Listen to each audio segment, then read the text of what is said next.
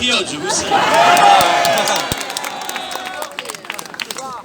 D'abord un énorme bravo, parce que je me rends compte que quand même, 23 semaines, c'est quand même pas rien. Un grand bravo à tous les organisateurs de ces rassemblements.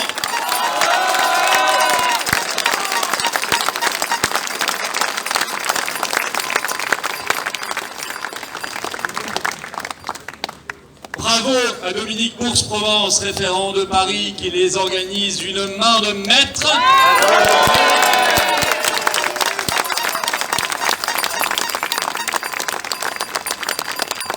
Bravo à Éric Richermoz, qui les anime avec un tel brio qui entraîne de jalousie les meilleurs animateurs de France.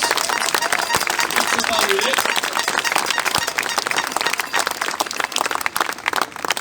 Nous avons également entendu Agnès, qui toute tremblante nous a fait un magnifique spectacle. Je tiens également, évidemment, à remercier et féliciter le président du Cercle Aristote, Pierre-Yves Rougeron.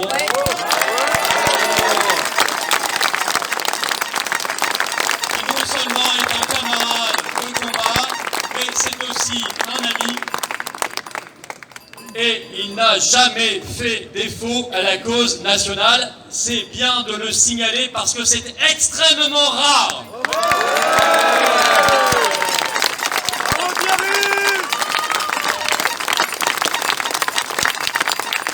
La démarche de rassemblement et d'unité est la seule possible. Hier, j'étais en manifestation à Lyon pour la liberté. Il y avait la représentante locale du parti VIA de Jean-Frédéric Poisson que nous avons déjà reçu hier. Ce parti joue le jeu partout, veut le rassemblement partout et nous voulons également le rassemblement avec lui partout. Eh bien ça c'est du sérieux, ça c'est de la solidité et ça c'est penser à la France et au bien commun.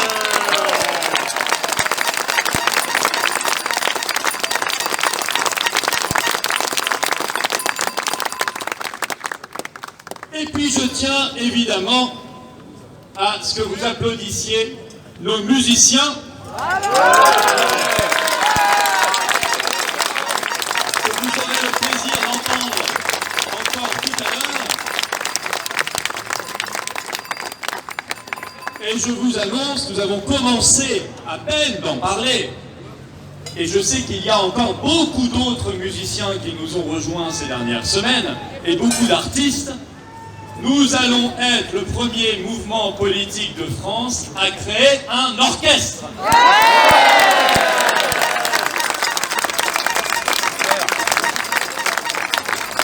Un orchestre de la liberté, un orchestre de la France.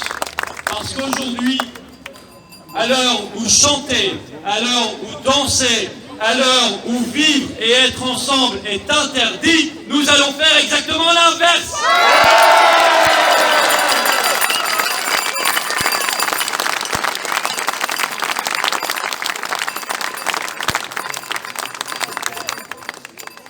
Alors, je vais commencer par des choses pas très agréables, mais ensuite je vais vous annoncer plein de bonnes nouvelles.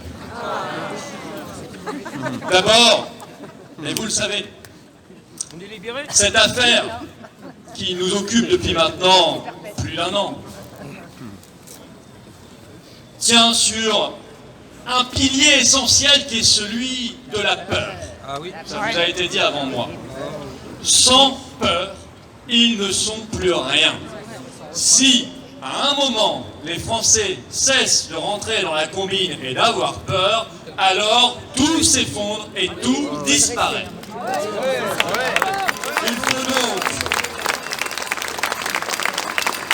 Il faut donc entretenir et...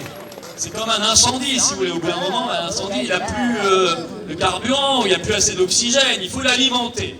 Il faut entretenir la peur. Donc il faut en faire des tonnes de plus en plus. Alors, il y a un instrument très pratique depuis quelques mois, ce sont non pas les vérans, mais ça y ressemble, les variants. Quoique celui-ci est une sorte de variant que le monde entier veut bien nous laisser. Le variant français, c'est le véran. Mais il y a les variants pour alimenter et entretenir la peur. Alors nous avons eu le Corona Brexitus, je vous le disais, hein, ça c'est le variant anglais, bon. Mais il a un peu passé de mode. Parce que souvenez-vous, il y a 6 mois, il était 64% plus mortel, on nous avait dit. C'est une dépêche AFP, hein, moi je vous cite de l'officiel, hein, attention. Et puis aujourd'hui, on nous dit non, en fait, il n'est pas du tout plus mortel que les autres. Et Raoult a même dit peut-être un peu moins. Alors bon, ils sont dit celui-là, il n'est pas bon, il est plus très bon. Donc on va passer au variant, au Corona Samba, au variant brésilien. Variant brésilien, celui-là, très inquiétant. Mais je pense qu'ils se sont dit, ouais, mais le problème c'est que le Brésil, ça rappelle plutôt des images de fêtes, des images sympas, la samba, la fiesta et tout ça. Donc c'est pas très vendeur non plus. Alors on va passer, alors là c'est le Corona Shiva. Il y a quelques jours, c'est le variant indien. Alors celui-là, alors il a toutes les caractéristiques du variant, en tout cas au début. Parce que vous reprendrez les articles de presse, au début les variants c'est toujours pareil. Il est plus contagieux, il est plus mortel, les personnes en réanimation sont plus jeunes et il touche les enfants. D'ailleurs, les personnes en réanimation sont toujours plus jeunes. Ça fait 13 mois qu'on entend que les personnes en réanimation sont toujours plus jeunes, donc je pense qu'il n'y a plus que des gamins de 3-4 ans en réanimation. Hein. À force, si vous voulez. Mais manifestement, ça n'est pas la réalité. Et vous avez donc compris qu'il y a un narratif et qu'il y a une envie de vous faire peur et de ne jamais en sortir. Après le variant indien, je ne sais pas, nous aurons peut-être le variant croato-japonais ou le variant de Gif-sur-Yvette ou je ne sais quelle autre facétie de Monsieur Véran et de Monsieur Salomon, mais vous devez comprendre que le but c'est que vous la boucliez. Eh bien nous disons qu'il faut l'ouvrir.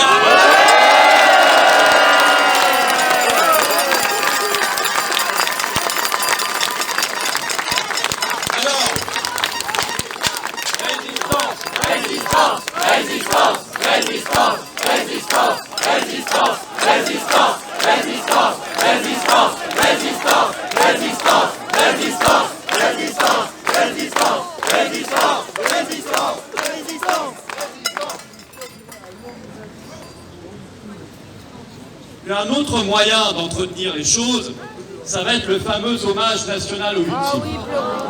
Alors, non mais je suis extrêmement sérieux, je le dis très clairement, une mort c'est toujours terrible et c'est toujours extrêmement douloureux pour les proches et nous avons un respect infini pour toutes les personnes qui meurent dans notre pays et partout dans le monde, bien évidemment. Ce que nous disons, c'est que 100 000 morts, il y en a 100 000 du cancer en France tous les 230 jours. Il y en a 100 000 de maladies cardiovasculaires en France tous les 250 jours. Il y en a 20 000 tous les ans dans notre pays d'accidents domestiques. Ces morts-là ne valent pas plus, mais ne valent pas moins que les morts du Covid. Or, personne, évidemment, ne leur rend jamais hommage, et ce serait d'ailleurs très bizarre, parce que la mort fait partie de la vie. Mais il y a à l'évidence une instrumentalisation. Il faut, comme d'habitude, aller voir du côté de l'Allemagne, qui a toujours quelques jours d'avance sur M. Macron, puisque Macron, bon, bah, généralement, c'est Merkel en J+3. Macron, c'est Merkel, J+3. Tout simplement. L'Allemagne a organisé hier soir un hommage national pour les 80 000, je ne sais pas pourquoi 80 000, 80 000 victimes du Covid dans le pays, retransmis sur toutes les télévisions en direct. Et Madame Merkel a ajouté dans la foulée, parce que je vais annoncer, je cite, un nouveau tour de vis, car le virus ne pardonne pas les demi-mesures. Et vous comprenez alors... Vous comprenez alors le cynisme et l'horreur de cette affaire. Ils surfent littéralement sur les morts pour pouvoir inonder le cerveau des gens et des peuples de peur. Quand le cerveau est inondé de peur, il ne réfléchit plus. et il accepte derrière n'importe quelle mesure quand on lui dit que c'est pour son bien. En France, Macron fera la même chose avec cet hommage national, je vous le dis, c'est écrit. Le but, c'est d'augmenter les restrictions et de vous serrer la vis, comme ils disent. Nous ne devons pas tomber dans ce panneau.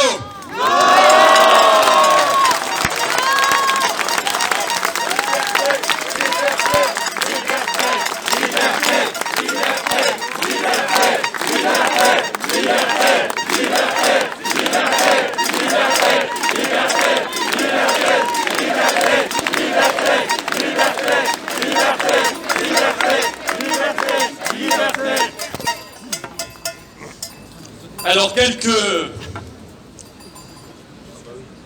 bonnes nouvelles.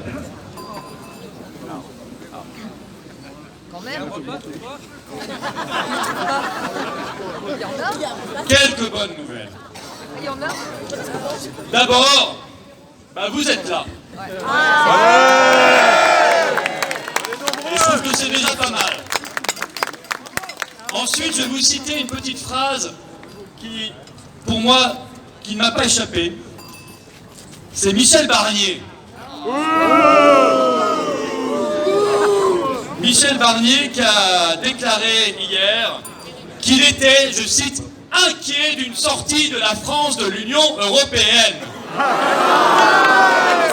Eh bien, je trouve ça extrêmement positif que les européistes s'inquiètent désormais publiquement de cette possibilité. Ça veut dire qu'ils sentent que ça vient, que ça monte parmi le peuple français et que demain nous allons nous libérer.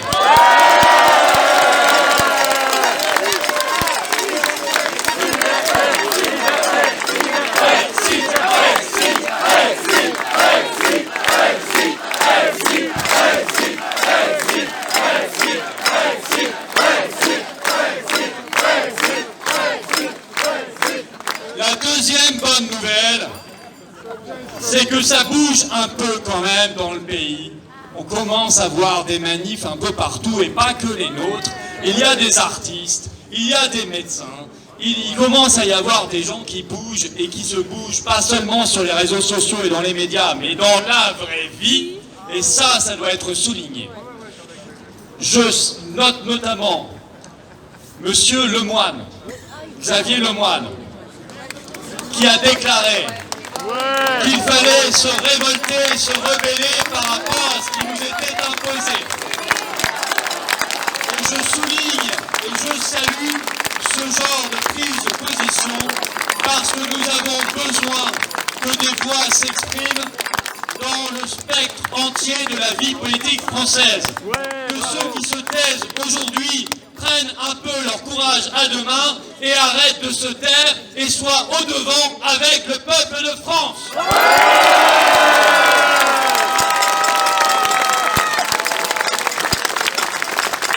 Dès que j'ai entendu ça, j'ai pris mon téléphone et j'ai envoyé un texto à Monsieur Lemoine pour l'inviter à nos rassemblements. Nous verrons ce qu'il fera. Il est le bienvenu.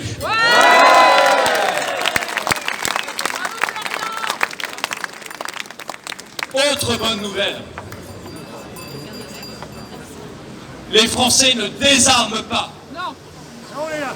Au moment où nous sommes réunis ici sous les fenêtres de Véran, il y a dans notre pays, en ce moment même, des rassemblements de patriotes et de résistants. Il y en a à Lyon, c'était hier. Il y en a à Nice. Il y en a à Marseille. Il y en a à Brive-la-Gaillarde. Il y en a à Louviers. Il y en a à Nîmes. Il y en a à Toulouse. Il y en a à Angers. Il y en a à Perpignan. Il y en a à Avignon. Il y en a à Bergerac. Il y en a à Lille. Et il y en a à Paris.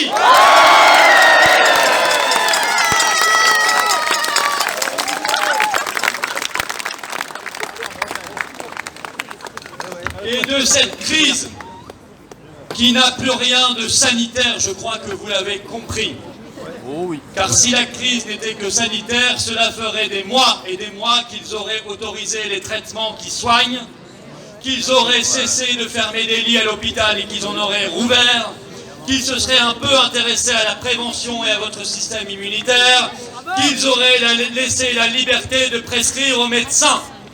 Si c'était sanitaire, nous ne verrions pas matin, midi et soir les mêmes médecins de plateau de télé, ils sont moins d'une dizaine,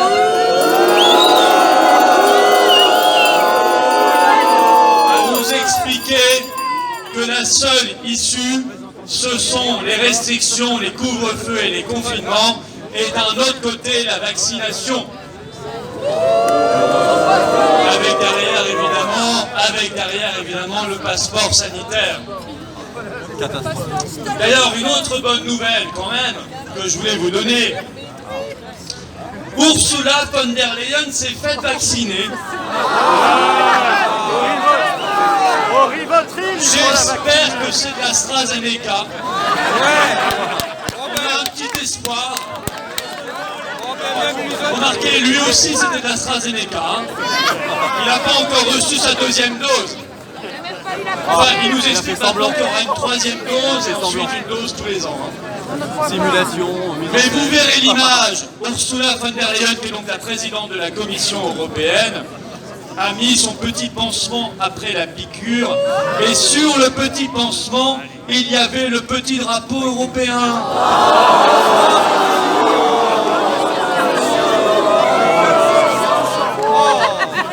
Et c'était donc la première fois qu'on pouvait voir concrètement cette réalité.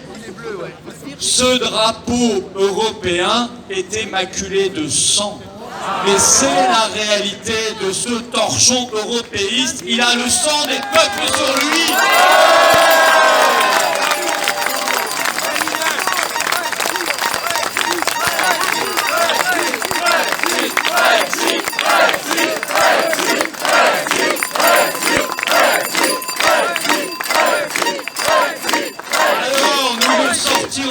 Chers amis, chers résistants, que vous pouvez être fiers de vous, parce que vous sauvez l'honneur et le panache français.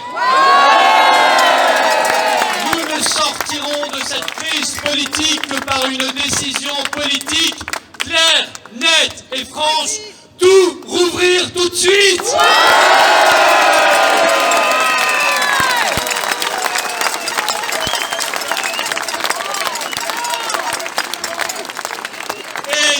Sortirons de cette affaire politique qu'en proclamant à la face du monde que le peuple de France n'a pas l'habitude de s'en laisser compter et qu'il exige toutes ses libertés tout de suite.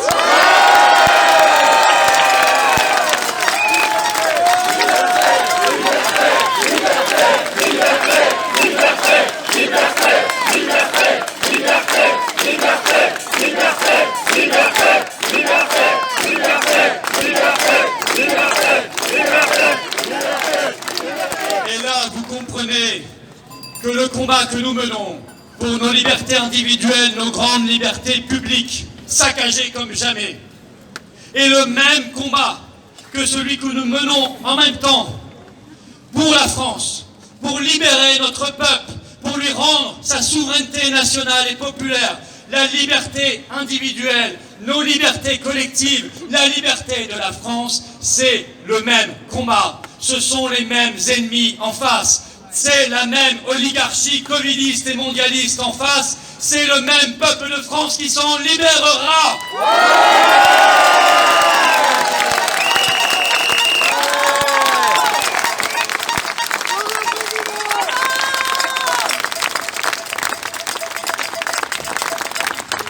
Ça n'est pas ici que vous entendrez les petits discours timorés ou on demande 3 miettes de liberté. S'il vous plaît, monsieur Macron, soyez gentil avec moi et je serai une gentille opposition, bien soumise.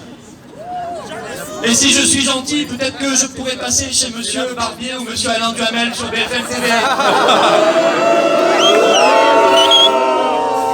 Et puis le soir, on ira rire ripailler au resto clandestin.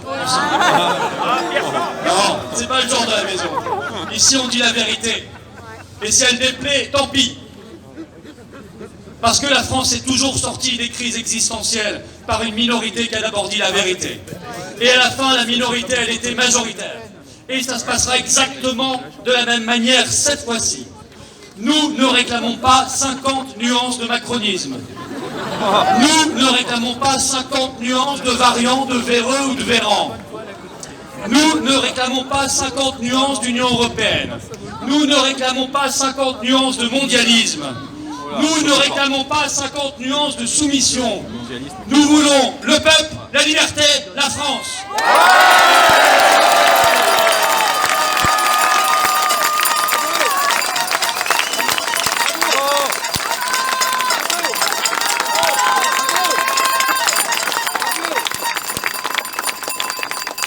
J'étais à Lyon hier.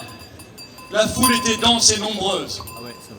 Joyeuse, combative, énergique, puissante. Et je leur ai cité un Lyonnais de naissance, Antoine de Saint-Exupéry. Alors je me permets, puisque je pense que vous n'y étiez pas pour l'immense majorité bien sûr, je me permets de vous le citer à nouveau parce que c'est très inspirant et c'est tout le sens de notre combat. Antoine de Saint-Exupéry, il disait: dans la vie il n'y a pas de solution. Il y a des forces en marche. Il faut les créer et les solutions viendront. Nous sommes en train de créer ces forces en marche, mais au bon sens du terme. Ouais. Nous les créons ensemble et je vous l'annonce et vous le promets derrière, les solutions viendront.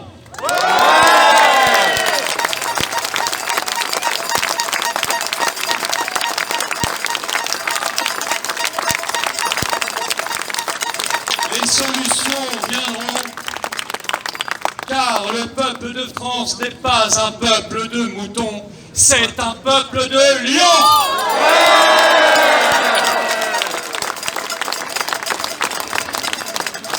Vive la victoire, vive la liberté et vive la France.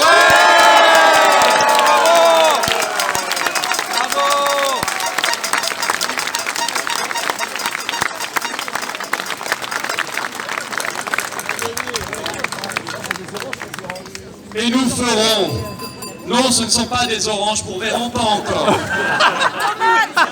Ce sont des mandarines de France, aux couleurs orange des patriotes et de la résistance. Il y en a pour vous et il y en aura désormais à chaque rassemblement. Car ce sera ce fruit de France, cette couleur de la résistance, sera l'un de nos points de ralliement, l'un de nos signes de résistance, de ralliement, de rassemblement face aux covidistes, face à ceux qui veulent notre mal, face à ceux qui pensent que tout est fichu, tout est foutu. Eh bien non, il y a des gens qui considèrent que rien n'est fait, rien n'est fichu, rien n'est foutu. Il y a des gens qui ont l'espérance parce qu'ils ont l'amour de la France et de la liberté au cœur. C'est vous, ces mandarines sont pour vous.